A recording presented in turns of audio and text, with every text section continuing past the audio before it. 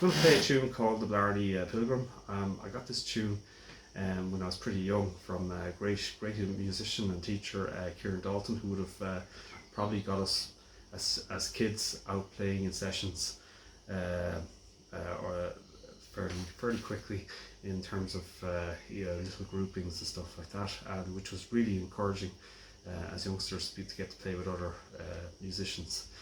So this tune is called the Blarney Pilgrim.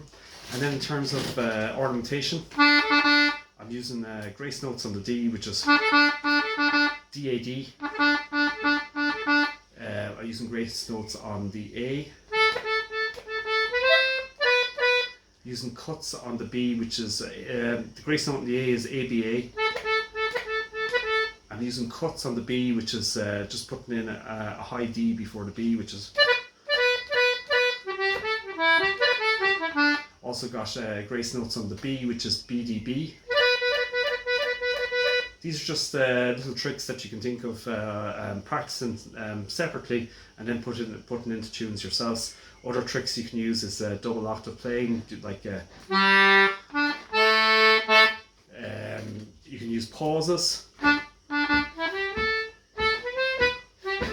can use the bellows as well. So there's lots of different ways of ornamenting tune. Again, if you think about ornamentation, you're developing style, and the melody and the rhythm is most important. The other thing is just really try and enjoy learning the tunes, enjoy the practice. You're learning something new. It's all very positive, and then some stage you'll be able to play with your friends, peers. It could be sitting in kitchens drinking tea, etc. So anyway, this is called the Blarney Pilgrim, and it's a 3-part jig, and it's really well known, so the notes should be freely available on the internet.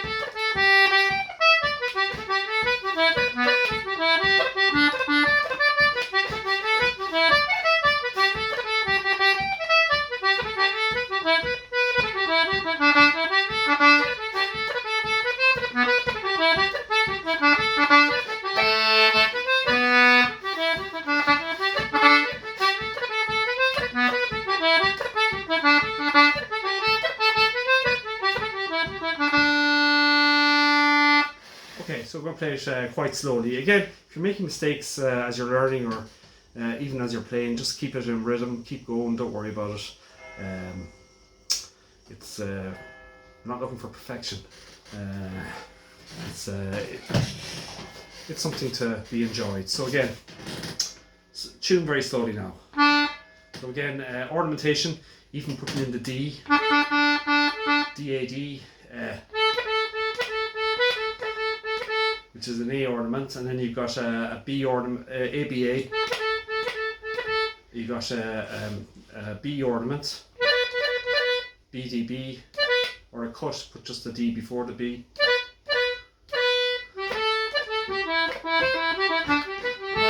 So you can put in cuts as well. So again, play it very slowly now.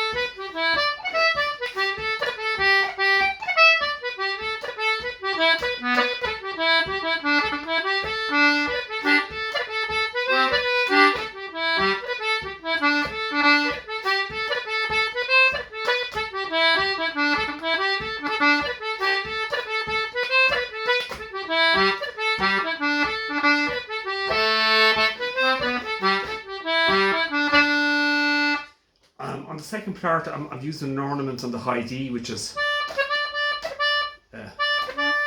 so it's D, E, C sharp,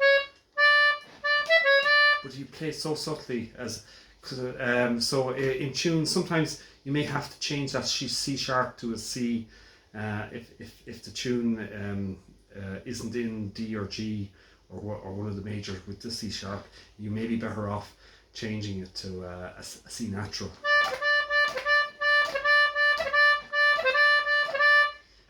But you try and make it as very subtle as possible. So again, very slowly again. And on the first part, you've got the D ornament, which is D-A-D. You got the ornament on the B, which is B-D-B.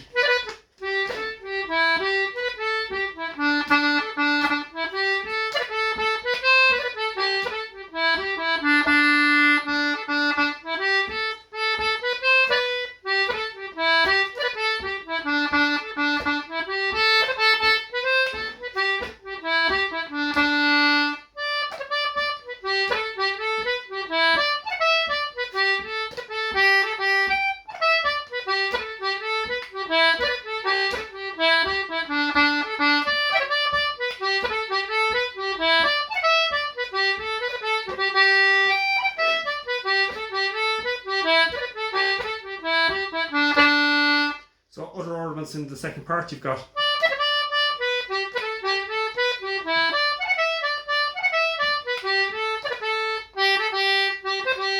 so on the G on the press.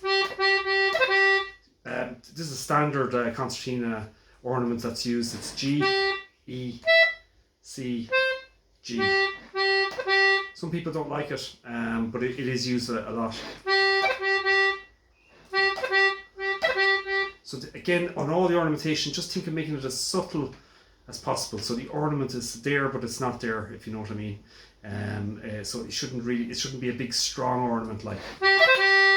It's more.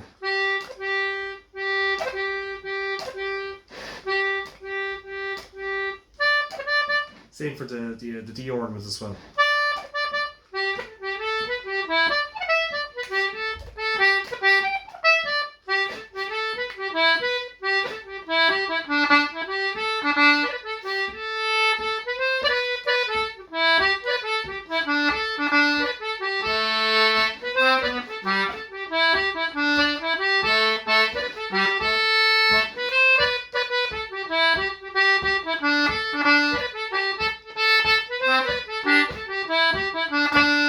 Another way of ornamenting the tune is like emphasizing the staccato of the notes as well. So, for example, rather than thinking of an A ornament, go just do. Just playing the A, but playing very staccato. Same with the D actually, instead of go. So you have that's a D ornament, D-A-D. You can go.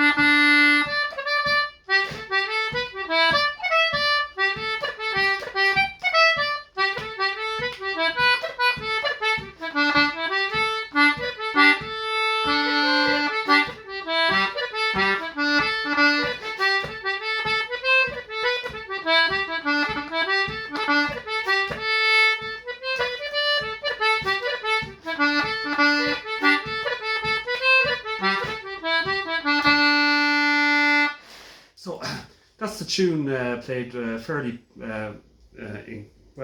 with bits and pieces of ornamentation again. Again, just if you're learning the tune, think of the ornamentation as effectively almost just adding a little bit of interest to the tune. So if you think of the rhythm being kind of flat or the tune just in general, and then you have the ornamentation embellishments to try and bring in almost that wave-like effect into the tune. So and again, I like the idea of using pauses but sometimes instead of trying to fill the pauses with notes, so almost leave a gap or a space. And I keep using that idea of space between thought and action, which comes from mindfulness. But I think if you leave a gap sometimes in the tune, it's almost like the listener is trying to listen. It makes it interesting for the listener. That's my opinion. That's only what I think. But in general, then for music, especially in concertina players, there's loads of different styles. Brilliant players out there on YouTube to look up. There's loads of recordings of various players and just fabulous young players as well. So there's a host of materials on the internet that can be used for anyone, say in different countries who may not have access to players, but there's lots of players in terms of style of listening to on YouTube, like Micheál O'Reilly, Noel Hill, Edel Fox, Liam O'Brien, Cormac Begley, Mary McNamara, there's just Padraig Rinn, and just Tim Collins, And then there's loads of younger players and young players. You've got Nile Valley, which is a different style altogether, very jazzy. Well, I think slightly more jazzier. So you've just got loads of different players that you can listen to, that can assist you in developing your own style. The other thing is listen to other instruments like the pipes. For great pipes is a great instrument to listen to for concertina style, and some of the ornamentation comes from the pipes. You've got the great accordion players, and then fiddle. Now I'm trying to learn fiddle myself, which I'm really enjoying, and yeah, it's great to learn new instruments. So anyway, this is the tune, the Blarney Pilgrim. We'll play it more faster now. Again, every so often take out the ornamentation. It changes the sound of it as well. So.